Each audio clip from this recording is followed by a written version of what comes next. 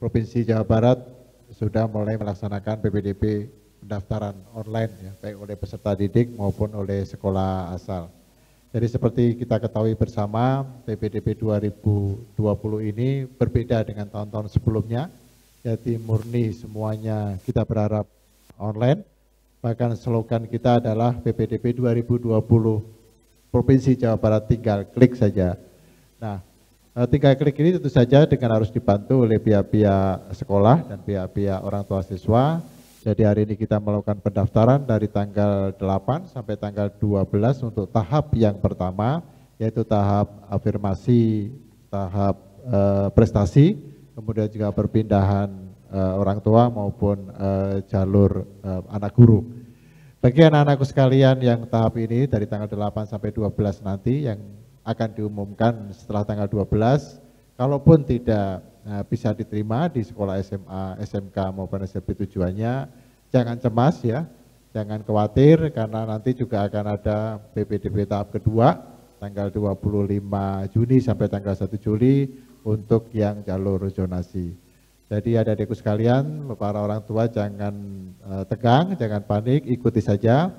Walaupun memang kondisinya seperti ini, tapi saya berharap dengan persiapan yang lebih baik, insya Allah Provinsi Jawa Barat akan siap melaksanakan PPDB dan mudah-mudahan semua berjalan dengan lancar. Saya kira itu saja pernyataan yang awal yang bisa saya sampaikan dan mungkin akan nanti dilanjutkan dengan tanya jawab atau informasi-informasi lain yang diperlukan oleh teman-teman PES. Terima kasih. Assalamualaikum warahmatullahi wabarakatuh. Mangga selanjutnya Bapak Abdul Hadi untuk memberikan statement. Ya, bismillah. Assalamualaikum warahmatullahi wabarakatuh. Yang saya hormati Bapak Ketua 1 dari PPDB Jawa Barat, panitianya yaitu Pak Yesa, dan juga teman-teman dari Komisi 5 DPRD Provinsi Jawa Barat yang hadir hari ini, serta sahabat-sahabat media yang saya banggakan. Ya, pertama-tama kami dari DPRD Jawa Barat, saya sebagai pimpinan Komisi 5, ini merasa bangga dengan tahapan yang sudah dilalui sampai sekarang sejak bulan Maret ya, betapa bahwa ternyata kami bandingkan dengan daerah-daerah lain itu PPDB Jawa Barat ini secara konsep, secara teknologi informasi, secara sistem peraturan sudah terbaik gitu ya. Saya tadi ini kita terbaik di Indonesia insya Allah gitu, bahkan terbaik di dunia kalau saya sebutkan seperti itu ya. Tepuk tangan ya buat Jawa Barat ya. Kenapa di dunia? Karena di Singapura nggak ada PPDB gitu ya. Nah berikutnya, nah ini yang harus sama-sama kita jaga adalah agar prestasi ini, persiapan yang terbaik ini, setengah kemenangan ini kita teruskan sampai menjadi sampai ke ujungnya bahwa semua proses penyelenggaraannya juga terbaik, normatif secara aturan semua tertata dan ada dalam koridor yang dimungkinkan dan sebagainya. Karena pertama PPDB di pengalaman tahun sebelumnya ini adalah bermasalahnya bukan di awal, bermasalahnya di ujung. Pada saat pengumuman dan pasca pengumuman ini harus sama-sama kita dalam posisi waspada. Jangan puas, oh sudah pengumuman selesai. Banyak terjadi penyimpangan-penyimpangan justru pada setelah pengumuman. Kita sudah tahu yang lalu terjadi banyak hal dan sampai bahkan institusi sementereng ya, Ombudsman Indonesia pun ikut turun tangan yang kasus Jalan Bali nomor 11 itu. Jalan Bali nomor 5 ya, di mana ada 11 anak ikut daftar begitu di satu rumah. Ini kan hal yang memalukan buat Jawa Barat. Jadi kami dari DPRD Provinsi Jawa Barat memesankan kepada semua instansi, semua pihak ya, mulai dari di sini pimpinan Dinas Pendidikan Provinsi Jawa Barat, para KCD, kepala-kepala sekolah, jajaran guru, serta semua jajaran personal di sekolah-sekolah agar menjaga harkat Jawa Barat ini, pemerintah Provinsi Jawa Barat ini dalam pelaksanaan PPDB. Kedua, paralel dengan persiapan kita, ternyata kami juga dapati dari tim Saber Pungli Satgas Saber Pungli Jawa Barat juga sedang melakukan juga proses-proses pemantauan.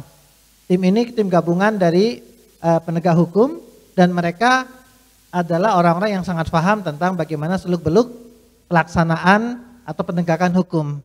Jadi sekali lagi saya sampaikan, para insan pendidikan, jadilah insan pendidikan yang baik, jangan lakukan hal-hal yang di luar kewenangan dari kita gitu ya. Jadi ini peringatan karena pengawasnya, kalau kami dari Dewan, kami tidak punya kewenangan mengawasi secara penyidikan dan penelitian, tapi Saber Pungli memiliki kewenangan itu. Jadi ini perlu hati-hati. Mereka sudah memberikan list awal, Pak, ini bagaimana potensi-potensinya. Di antaranya adalah bahwa keputusan sekarang ada di sekolah, ini catatan nomor 1. Kedua adalah bahwa jalur prestasi itu juga sangat-sangat berpotensi. Ketiga adalah perpindahan. Keempat adalah perpindahan orang tua gitu ya. Dan ini keempat adalah jalur-jalur yang di sini tenaga kesehatan, orang miskin baru ini ya, yang non DTKS itu ya. Ini adalah hal-hal yang rawan. Jadi kita perlu hati-hati, Bapak-bapak, Ibu-ibu, kami percayakan semuanya bahwa tetap jajaran Dinas Pendidikan Jawa Barat yang selama ini kita banggakan akan bisa mengkondisikan bahwa kondisi ini, bahwa PPDB ini akan terlaksana sebaik-baiknya. Kami seluruh warga masyarakat Jawa Barat menunggu capaian-capaian dan kesimpulan-kesimpulan terbaik dari proses PPDB ini. Dan nitip kepada Bapak Pak Yesa sebagai pimpinan kepanitiaannya agar menjalankan tugas ini sebaik-baiknya. Selamat berjuang Dinas Pendidikan, selamat berjuang para kepala sekolah, para guru, para pendidik untuk mencapai PPDB yang terbaik. Dan kepada para orang tua, jangan khawatir, sistemnya sudah kita siapkan dengan sangat baik. Daya tampung sekolah di Jawa Barat sangat cukup.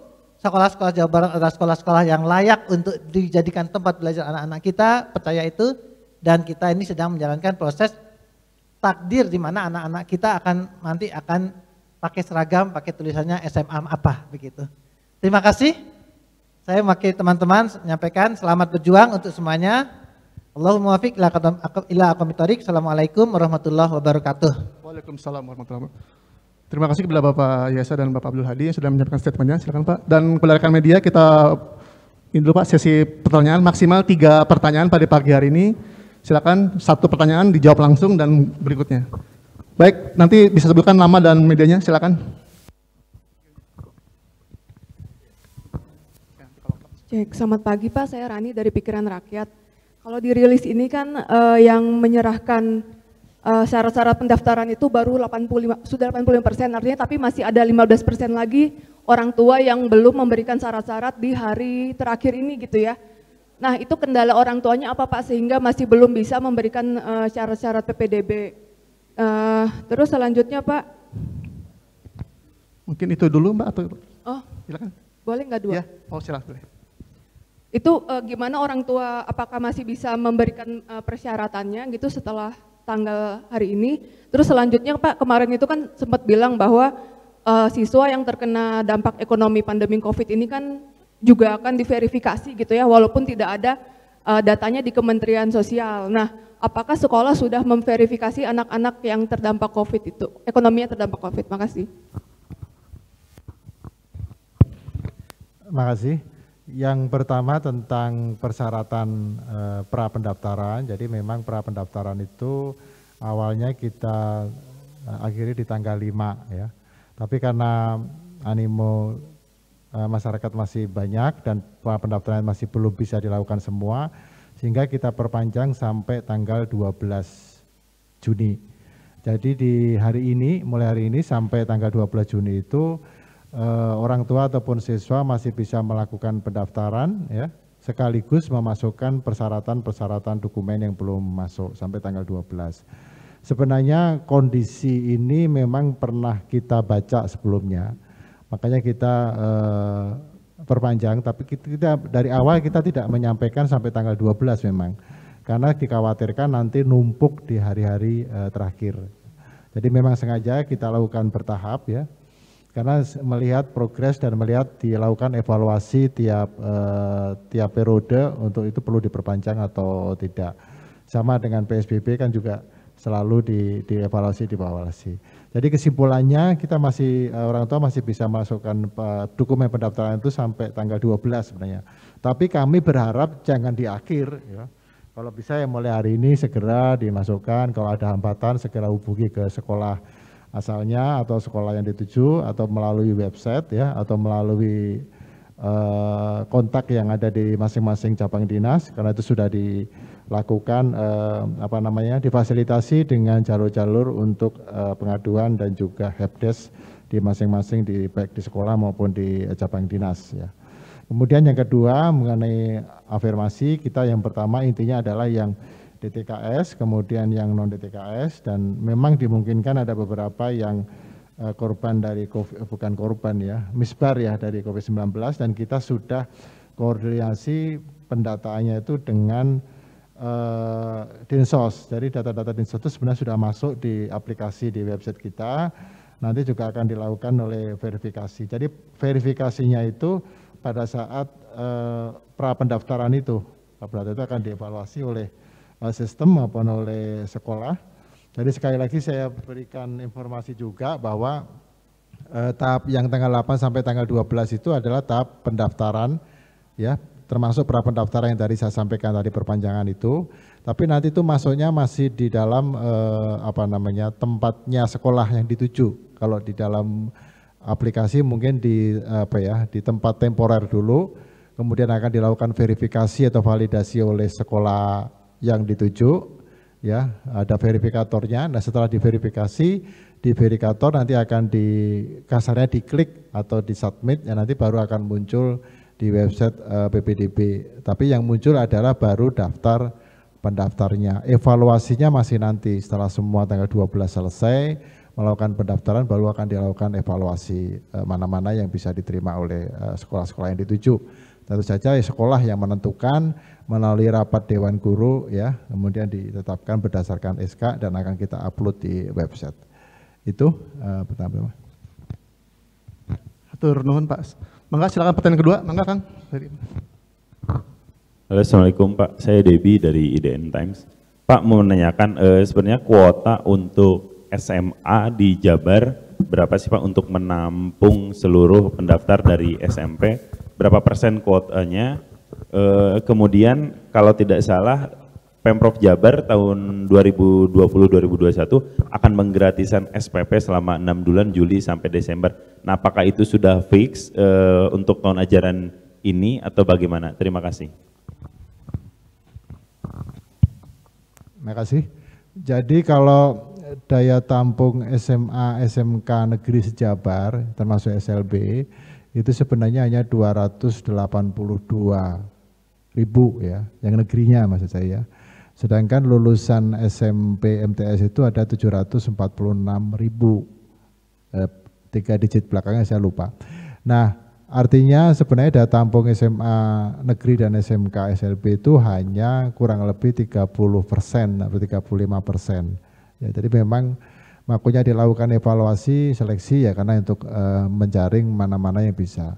Tapi artinya bukan berarti semua anak tidak bisa sekolah ya, karena kita masih punya sekolah swasta, di negeri pun kita juga masih punya mengembangkan sekolah terbuka ya.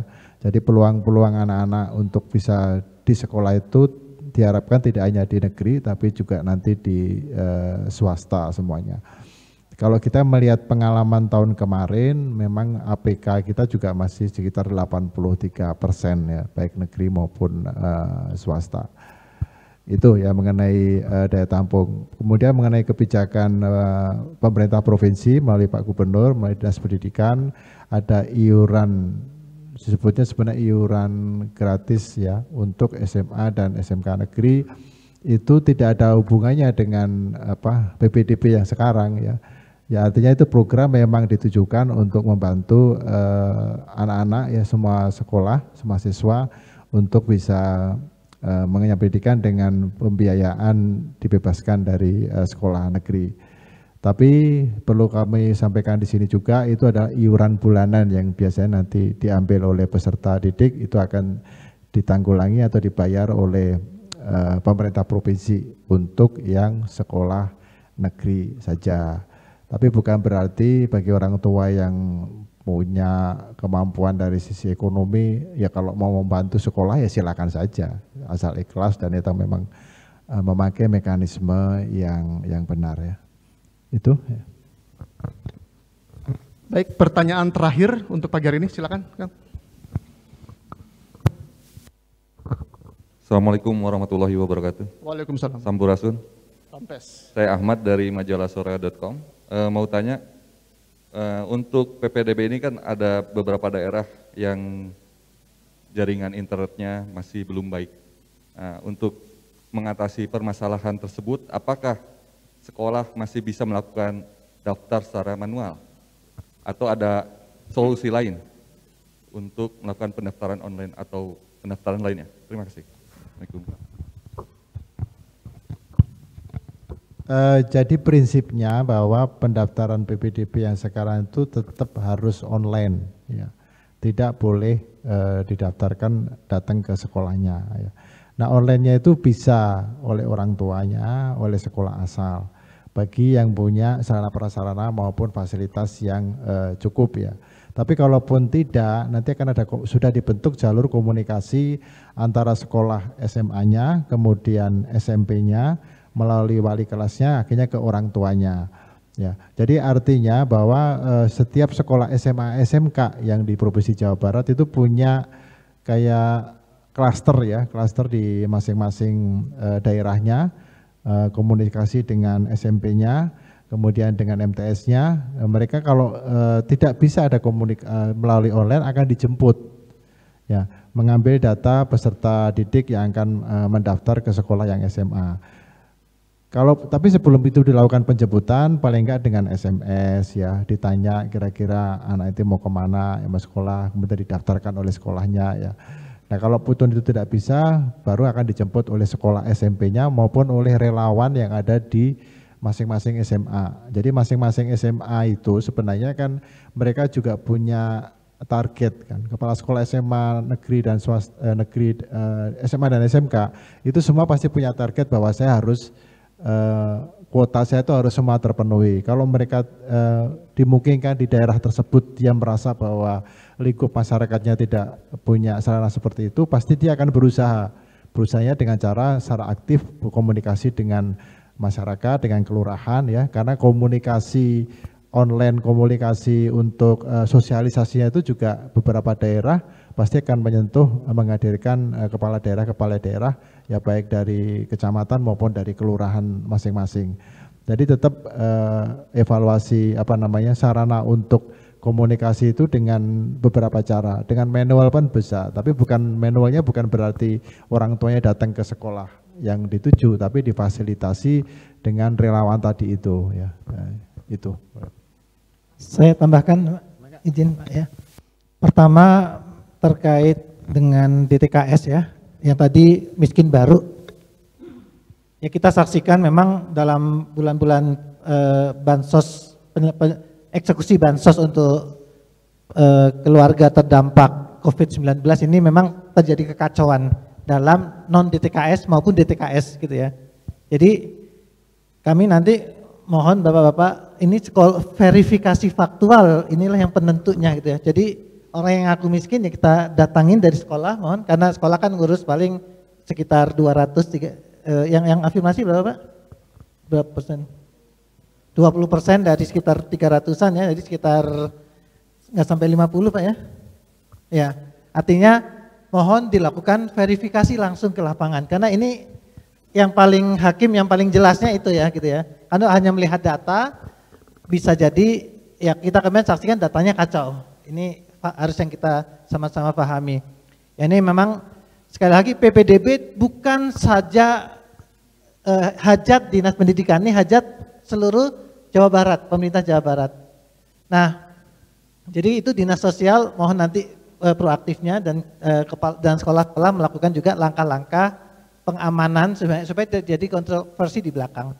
Yang kedua tentang sekolah swasta, memang ini juga keluhan yang bahwa ternyata bagaimanapun juga pemerintah ya dan warga Jawa Barat harus berterima kasih bahwa ada sekolah swasta. Karena ternyata tadi lebih dari 60% siswa itu adalah swasta ternyata ditampung ya. Jadi IPM, IPK segala macam angka-angka indeks-indeks pendidikan itu kontribusi swastanya besar. Ya pada gilirannya ini juga secara tanggung jawab moral Pemprov juga perlu membantu memberikan dukungan kepada sekolah swasta lebih baik lagi. Masuk kepada kami BPMU minta ditingkatkan gitu ya. Ini iuran bulanan jangan yang swasta, jangan yang negeri aja, itu sudah masuk gitu ya. Yang ketiga adalah kait dengan tadi sarana internet. Jadi memang ini juga tugas pemerintah, dalam hal ini Jawa Barat, Dinas Kominfo agar memperbanyak titik-titik untuk terakses internet di Jawa Barat. Ini angkanya juga saya nggak terlalu paham, masih terlalu rendah gitu ya. Sehingga kedepannya PPDB bisa lebih disempurnakan lebih lanjut dalam hal ke IT-nya. Demikian masukan dari kami juga ya. Terima kasih. Baik, terima kasih pada Bapak Yesa dan Bapak Abdul Hadi. Sebelum press conference ditutup, ada beberapa informasi yang mau disampaikan. Yaitu pertama, agenda pada pagi hari ini Panitia PPDB Provinsi Jawa Barat akan berkunjung ke SMA 3, betul Pak ya? Ke SMA 3 dan SMP 5. Kemudian tim publikasi PPDB juga menyediakan materi visual baik itu foto maupun video bagi rekan-rekan media yang memang bisa mengakses, nanti bisa menghubungi Kang Ojan ya Kang ya untuk materi visual, foto dan video pelaksanaan hari pertama PPDB hari ini. Baik, kita tutup saja press conference pada pagi hari ini dengan alhamdulillah, moga-moga PPDB berjalan dengan lancar sebagaimana mestinya. Wassalamualaikum warahmatullahi wabarakatuh.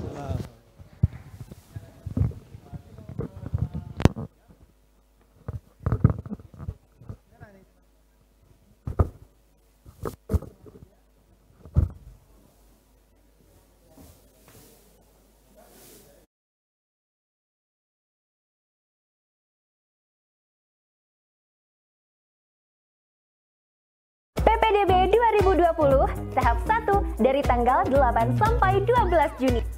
Tahap 2 dari 25 Juni sampai 1 Juli. Info lebih lanjut, klik www.ppdb.distrik.jabarprov.go.id. Jangan panik, PPDB Jabar 2020 tinggal klik. Pandemi melanda, namun anak-anak harus tetap belajar dan sekolah. Pahami jalur penerimaan peserta didik baru secara online atau PPDB Online 2020 untuk jenjang SMA, SMK, dan SLB di Jawa Barat. Untuk SMA, pilih jalur yang ada yaitu zonasi, prestasi, perpindahan orang tua atau anak guru, dan jalur ekonomi tidak mampu. Untuk SMK, sesuaikan dengan keterampilan yang ingin dikuasai dan tidak perlu melihat zonasi. Untuk SLB, pilih sekolah yang sesuai tanpa melihat zonasi atau jalur yang lain. Pendaftaran jalur prestasi, perpindahan orang tua atau anak guru serta jalur ekonomi tidak mampu dibuka tanggal 8 hingga 12 Juni, sedangkan jalur zonasi dibuka tanggal 25 Juni hingga 1 Juli 2020. Siapkan dokumen dan data siswa yang akurat untuk PPDB 2020. Info lengkap PPDB 2020, klik www.disdik.jabarprov.go.id. Semua anak bisa sekolah, semua anak bisa juara.